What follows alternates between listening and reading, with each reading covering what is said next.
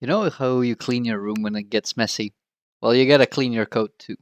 If you don't clean your room, you better start doing it. So the first function I'd like to clean up is this receive message function. Now this function is responsible for creating a UI element. And a good pattern to abstract the creation of a UI element is the builder pattern. The reason for that is that the builder pattern allows you to vary the parts of that UI element that you're creating with the provided functions. So what I mean by that is the same as this SignalR hub connection builder, right? So we have a base builder, we basically have a base connection, and then we can call a bunch of methods to configure that connection. And the only configuration that we do here is we say with URL / chat hub, right? So this is the only configuration that we apply to this connection, and then we build it. Now this is not a UI element, but they still choose the builder pattern. We, however, have a UI element. So let's go ahead and create our own builder, right? We're going to be building a message. So let's go ahead and say message builder. This is going to be a function. Now the way you do this in JavaScript is we want to have some state first. So this state is going to be responsible for the elements that we return. So first of all, if we look at this function, we create a message. So let's go ahead and do that. Let's create a message. We'll say null. And then there's the header, paragraph, and footer. So I'm going to go ahead and copy that.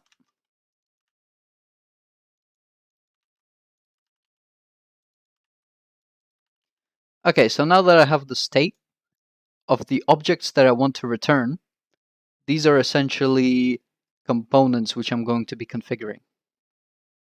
Now, what I want to do is return functions which will allow the client to sort of configure the build process. Okay, so let's go ahead and return an object. And this object will contain a set of functions. All right, so the first function is going to be create message. So what does this function do? This function will create this message. So let's go ahead, grab this here, and pass it here like so.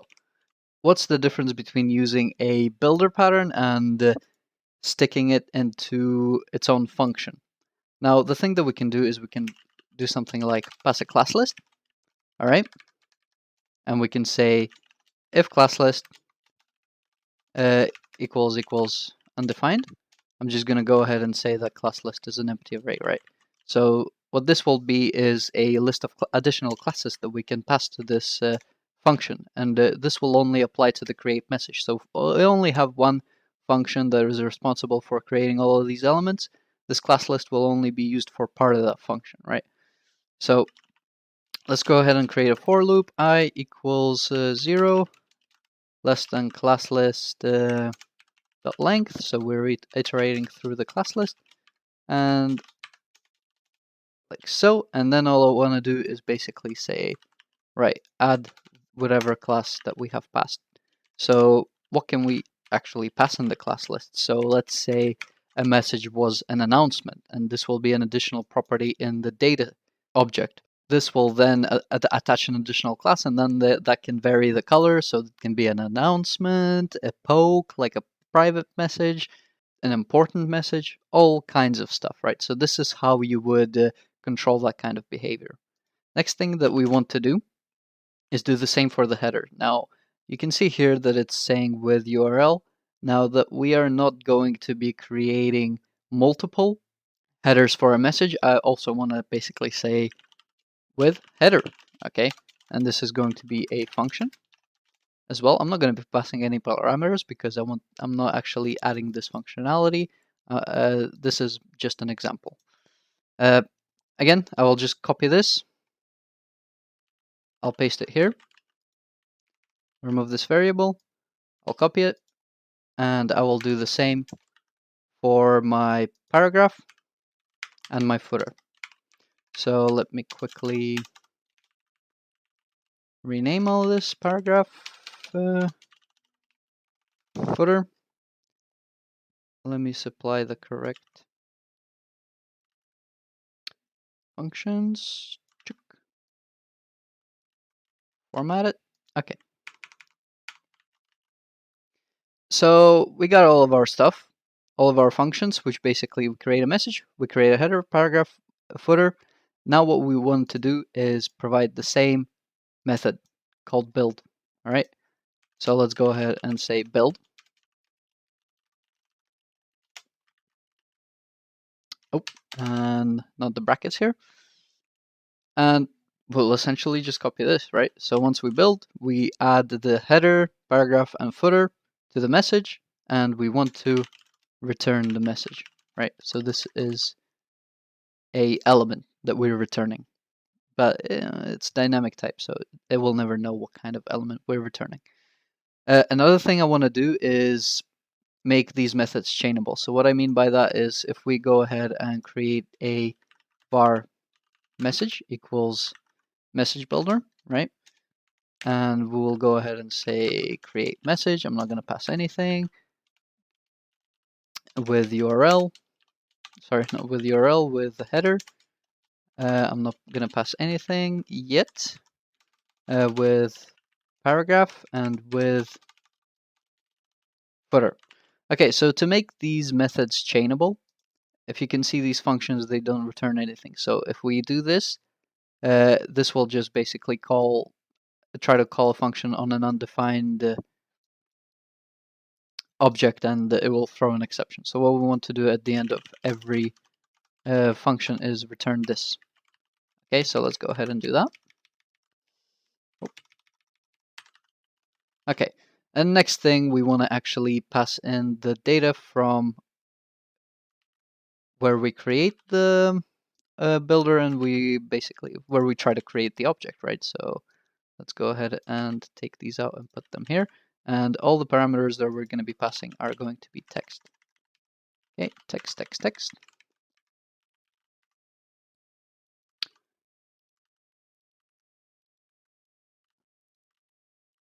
Let's clean this up a little bit. All right, so this pretty much configures how we want to create our message. So the builder just creates this object here, which is a set of functions.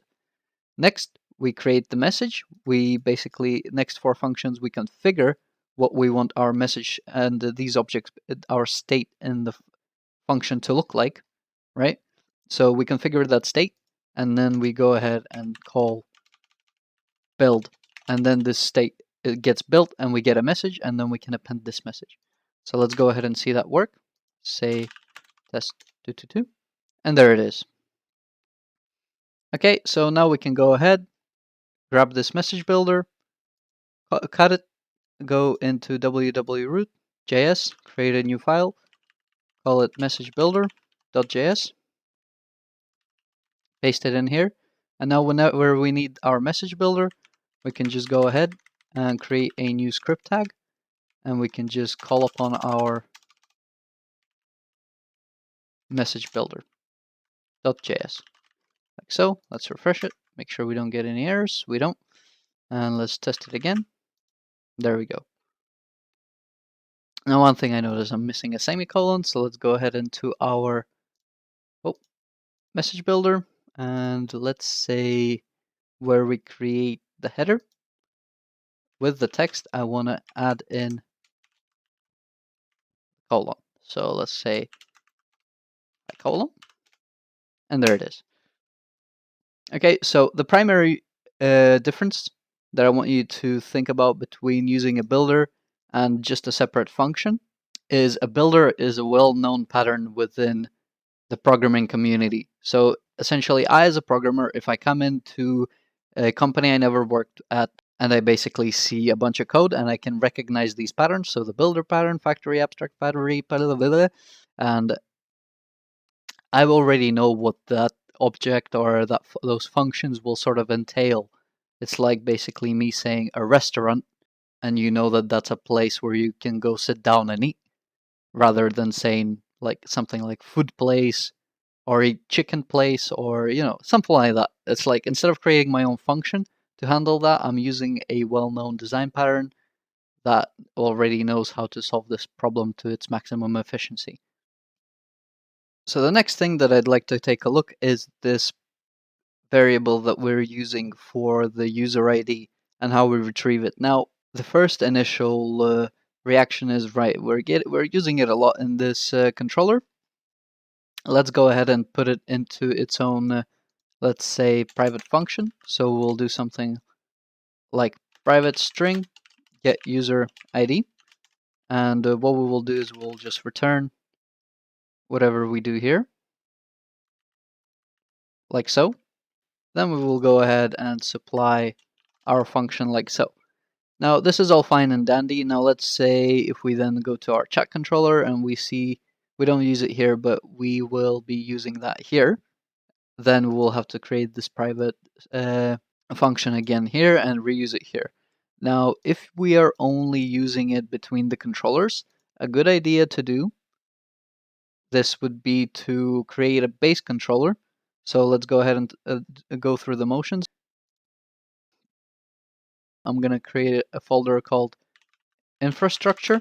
So infrastructure is basically responsible for the inner workings of my application. So let me go ahead and actually put it at the root of my application. And here it is. And in here, what I will do is I will create a base controller. And in here, I can say chat app infrastructure.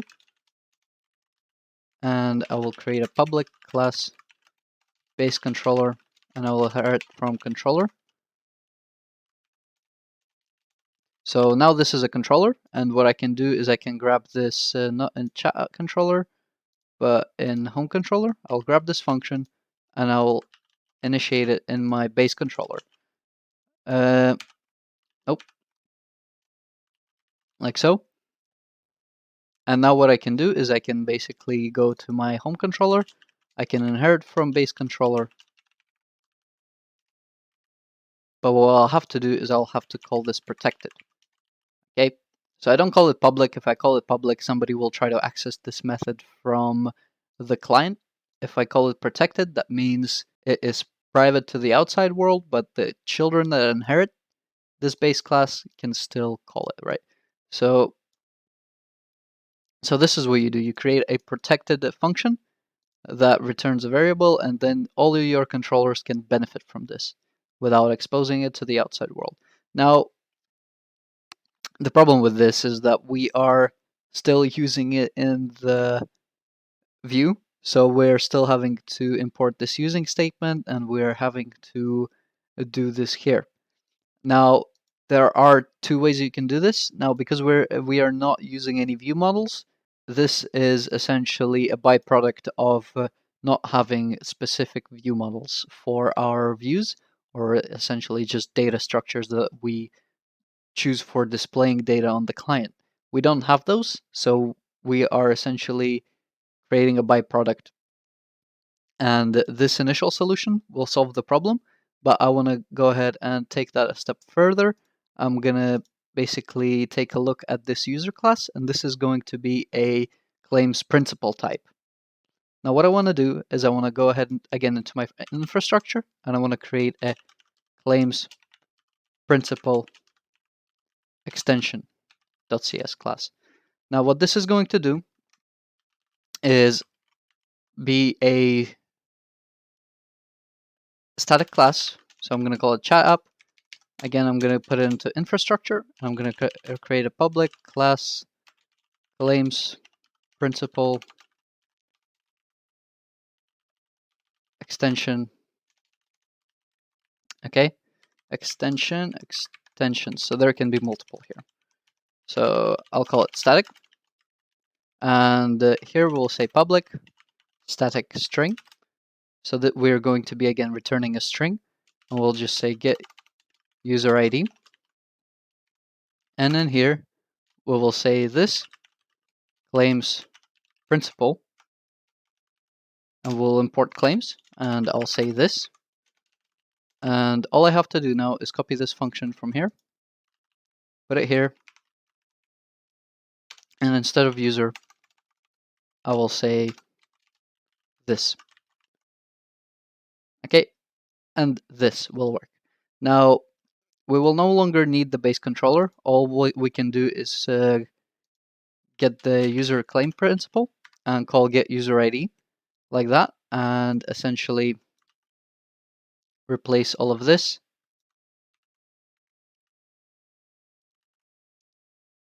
with this. So let's go ahead and do that, like so. So I press Ctrl H whilst highlighting what I want to replace, and then I paste in what I want it, and then what I want to replace it with, and then Ctrl Enter to replace all of these occurrences. So you can see these blue dots here is what has been replaced. Now I can also take this namespace, chat app infrastructure. I can go into my view imports, and I can include it here. So I can just say using chat app infrastructures, and in my private here, I can go ahead and replace this with get user ID and remove this using statement here. Now let's go and try to see this work. Let's refresh. Go to private, and you can see that it still works.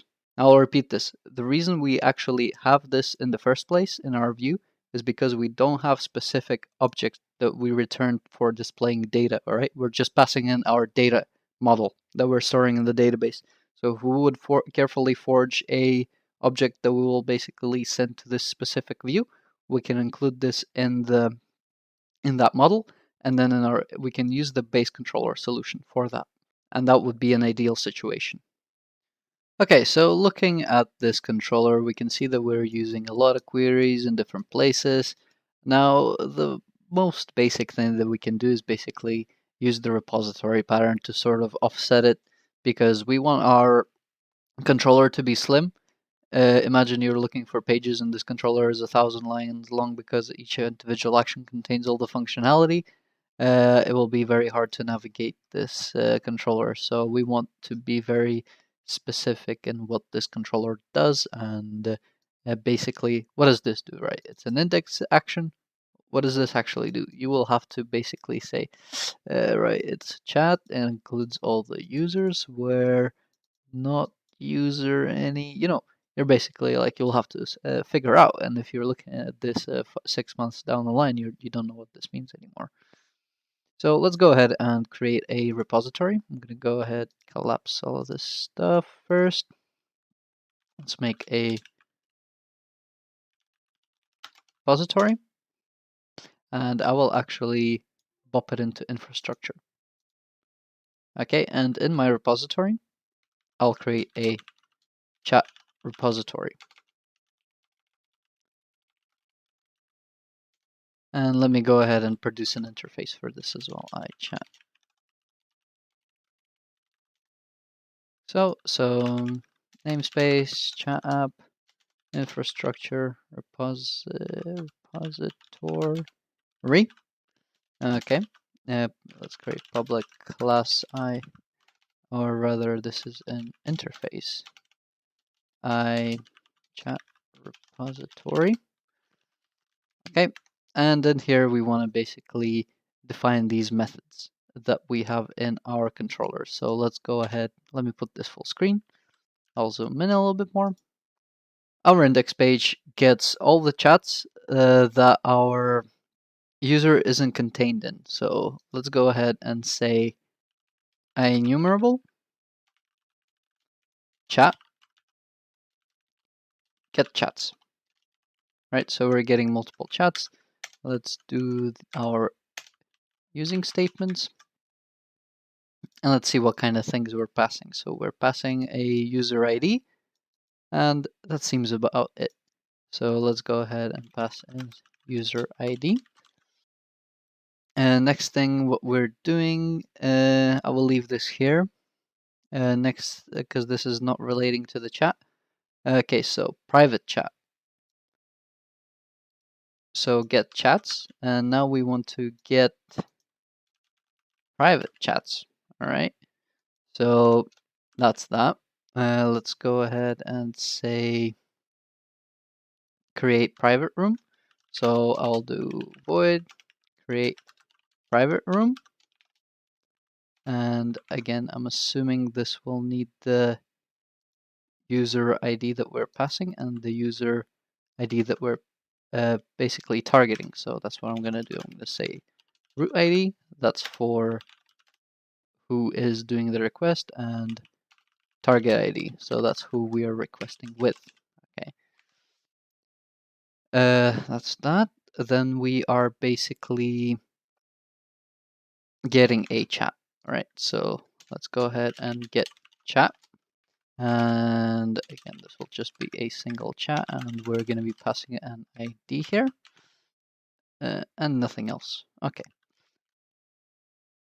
Next thing is we have create message. I think we can delete this since we are creating a message in our chat controller. And then we have create room. All right. So create room. And what do we have? We need, again, the user ID. And we need the name of the room. And that's about it. So let's go ahead and say string name and string user ID. Okay. All right. So this repository seems all right. I will actually reorder this a little bit. So I'll say create private room and private chat here. And I will create room and get chats here. Okay. So let's go ahead and implement from this repository. I'm just going to go ahead and copy this part here. I'll paste it in here. I will remove this implementation and I will rename this to class chat repository that will inherit from iChat repository. Okay, let's go ahead and implement this interface. Do we need to import? No, it imported all of that stuff for us. And now let's fill it out. So create private room. Let's go ahead and find it. So create private room is here. I will go ahead and cut all of this stuff. I'm just going to paste it in here. So this is where we add the target user, so target ID. And this method here is where we add ourselves, so root ID. And again, this will need to be asynchronous, so my bad, where we do the creates, the voids, these will need to be tasks. Okay, and let's do the using thing. Let's go back here and let's change these to tasks. Let's import this and let's make them asynchronous. Like so. Okay, so now let's go ahead and make a constructor. This constructor is going to be providing us with our app.db context. So let's get the CTX and CTX. Okay. Oh, and it keeps doing that. Just want the field, man. Okay. So we got the context. Create private rooms working. Create room. So create room. Let's go ahead, cut this, and paste this here. We're gonna replace the get user ID with this here. Okay. Home join room. All right, I didn't actually create a join room. So let's go ahead and do that. So void, let me see if I'm returning anything. Nope, I'm not. So void, this will be a task actually. Join room. User ID I will need, and I will also need chat ID. Okay. So let's close this off. And I will add this to my regular rooms because we don't join private rooms. So let's grab this join room. Let's put it in the interface that we haven't implemented yet. So implement interface. And here we have join room at the end. Put this here. Make this asynchronous. ID will change it to chat ID. And this one we will change it to user ID. And my bad, this is actually meant to be an integer. Let's go here and where we have join room, let's change it to an integer as well. So our error here goes away. Okay, nice. That is all right. Private, where we get private chats. Let's go ahead and grab this query and get private chats. Let's do this. And I'm just going to go ahead and return this and make sure I include NT Framework Core. I'm gonna say link, include link as well, and get user ID, replace this with the user ID that we're passing. Like this. Okay. And last but not least, get the chats. So chat repository, get chats. Actually, that wasn't even the last one. I get user ID. Let's just replace this with the user ID. And where we get a single chat, let's grab this chat. And where we have this one, let's return. And ID is ID. Okay. Seems all right. Let's go ahead and add this repository to our services. So in our services here, let's go ahead and say add transient. So there is a singleton, scoped, and transient. If your service includes a database, always make it transient. Generally, you always want to make things transient unless you know what you're doing. So we're going to be opting in for transient here because primarily it's using a database and a database is transient. So I chat repository and then chat repository here.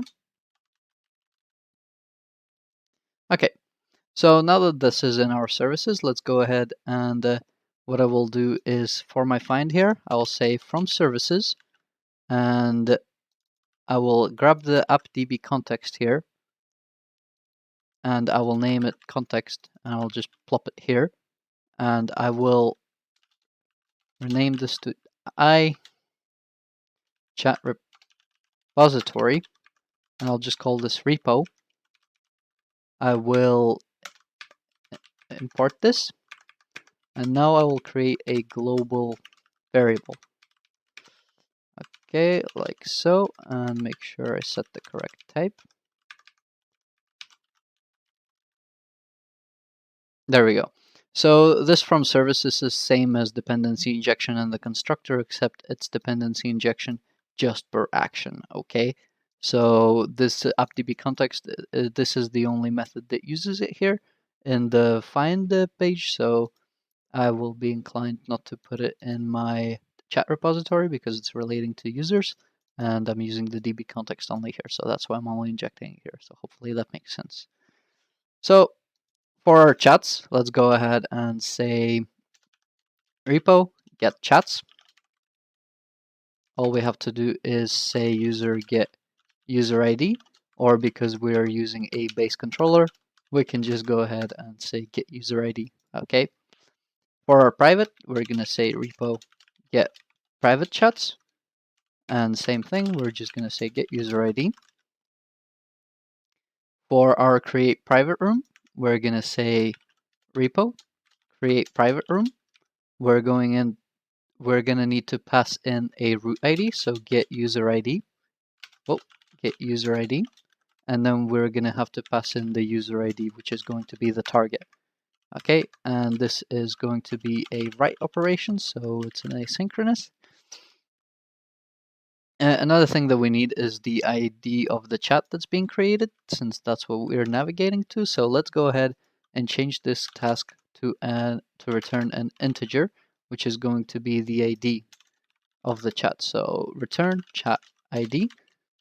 Let's go ahead into our chat repository, and when we create a private room, this is going to be a task of integer as well.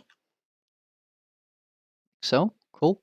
So now when we go to the home controller, we can basically create a variable, call it chat ID, and this is an integer, and we can assign it here. And if we actually go ahead and just name this ID, what we can do is just flat out not do the assignment, but put it in the object, like so, right? And that will be okay. This is legal C#.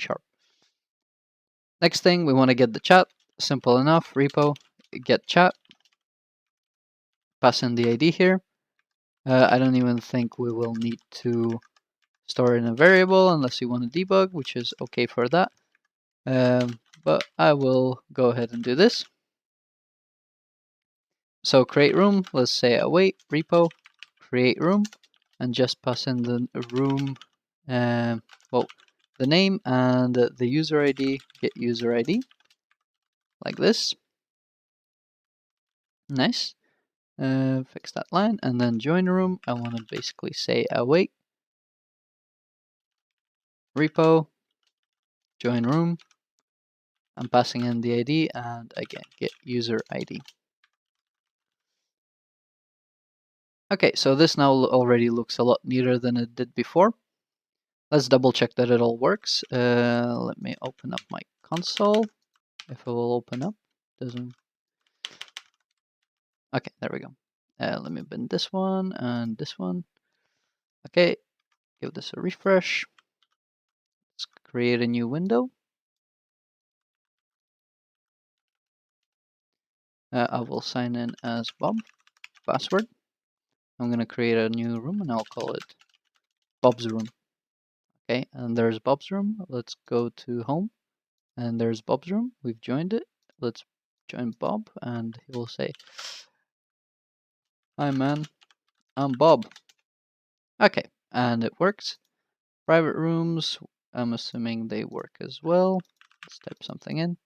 Okay, and we actually can submit a no as well, but okay, so that works. Let's quickly actually check if we have anything to do in our chat controller. So here where we have send a message, we can actually plop that into our what's it called, repository as well.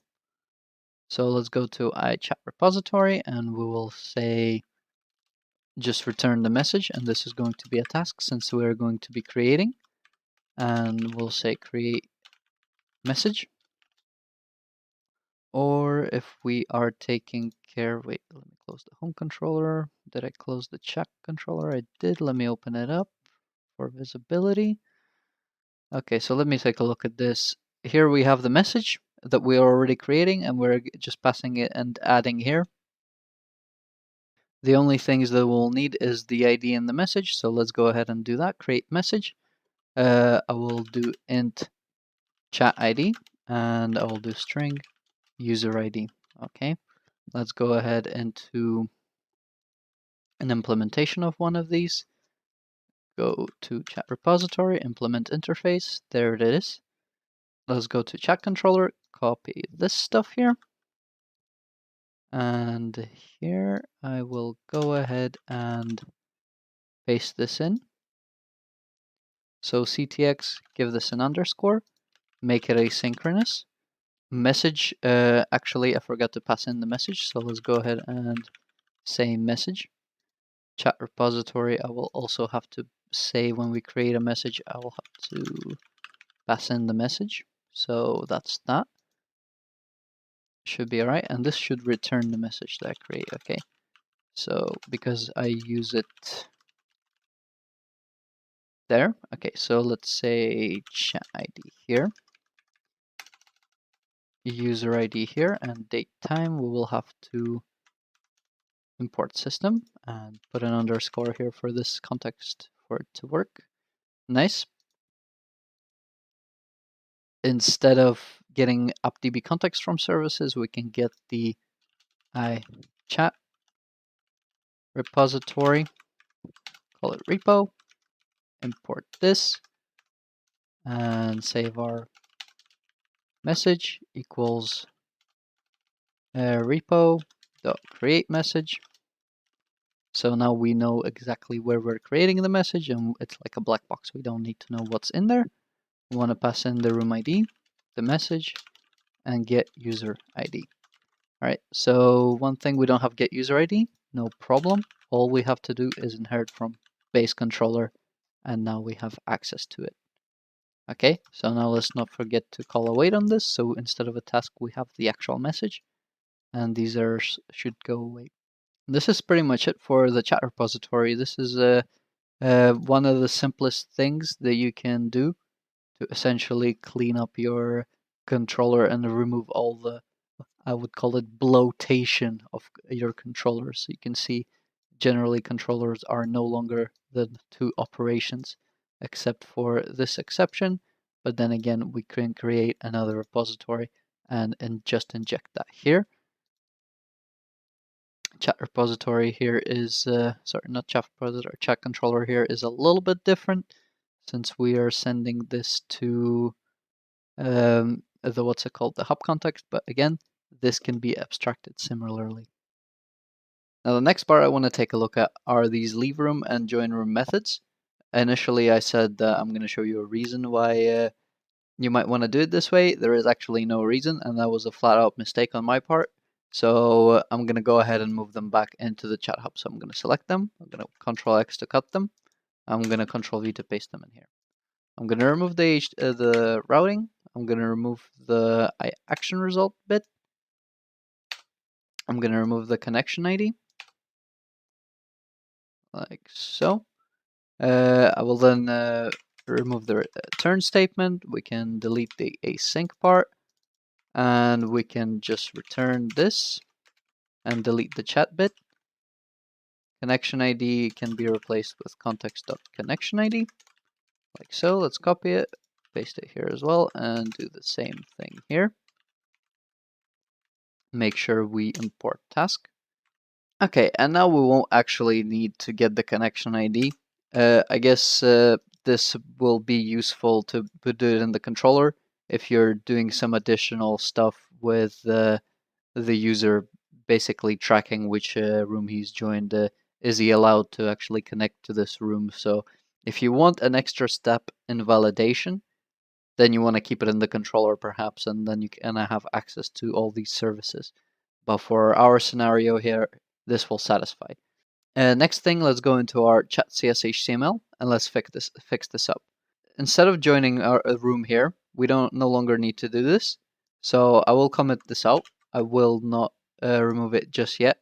And then this connection right here, after we have made the connection, we don't need it either. What we will need to do is take the connection.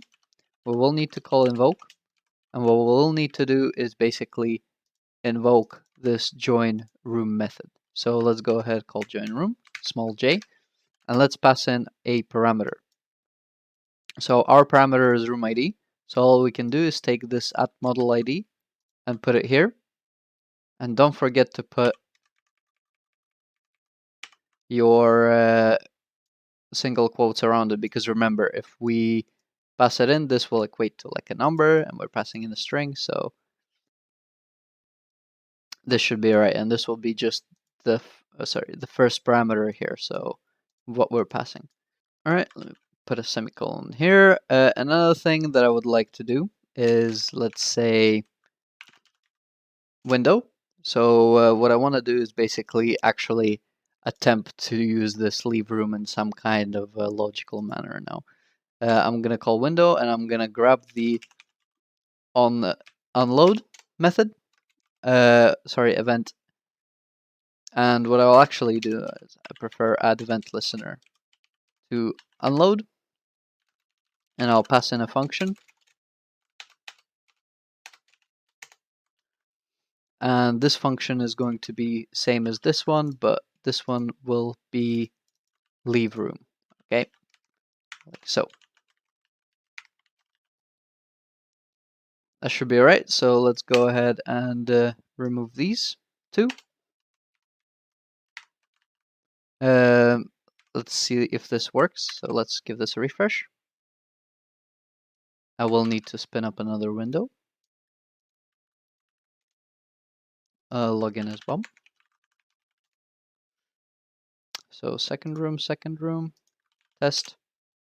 Okay, so that has been sent, but we haven't actually where we pass in get user ID. Alright, so instead of getting user ID, I'm gonna just grab user dot identity dot name. Alright, so that was just a silly mistake on my part. So let's give this a refresh. Let's try this again. So I'll give this a refresh as well. Hi. Okay, and there we go. Balance in the universe is restored. And now if we close this window, we can't see it, but essentially what this unload event does, it will go ahead and do the same thing, but we'll leave room. So this can be something similar to freeing up memory, if you're familiar with that concept of manually allocating and freeing up memory, but I'm pretty sure SignalR takes care of that anyway. But this is the sort of thing that you can do. So trigger the unload event, make sure you leave the room, and if you need to trigger any additional functionality here, you can. Now additionally, what we can do, we can take this chat controller, we can grab this send message from here, and we can actually put it into our home controller, since I don't really see a reason why there should be only one action in a controller. Okay, so I'm just gonna go ahead, put it into home, this underscore chat. What I will actually do is replace this repo, since I am injecting it in my constructor and it's global. I can remove it from here. Actually, I'll not remove this just yet, but what I will do is put an underscore before my repo. And what I can do is go back into the chat controller. I can grab the IHAP context chat hub, and that's what I can inject here instead of my repository. Let's go ahead and import all of these, and we can say chat instead. And let's replace this. And there we go. So now we have no need for this chat controller. Let's go ahead and delete it. Nice. Another thing we'll have to do is essentially change the routing for the send message. So I'll have to say /home send message, and I'll actually just remove this action bit of it and check that the routing is correct. It is. Okay, so this in theory should work. So let's give this a refresh. I'll just say test, and there we go. Message is sent. I received it back, so I'm assuming it will also be displayed on the other end as well for my incognito window. One debate that you can have is whether you should service the chat context here or whether you want to surface the repository in the chat hub and do it here, or maybe you want to create an interactor and stick both the repository and the chat hub in there. And that's probably the best solution, because right now our controller here is doing two things, but it's the only controller action that sort of does this, so I'm not gonna create an interactor, and essentially the interactor is what is going to take care of using different bits of functionality to do this one big thing. This will be it for this episode. Thanks for watching. If you have any questions or if you want me to cover any additional functionality, you can always leave a comment. I'll try to explain my best, or I will reply and tell you whether that's a good idea to include this or not, or if I will be making it, so just as a confirmation. If you really enjoyed this episode, leave a like, subscribe. It really motivates me to make these and helps grow my channel. And as always, see you in my other videos.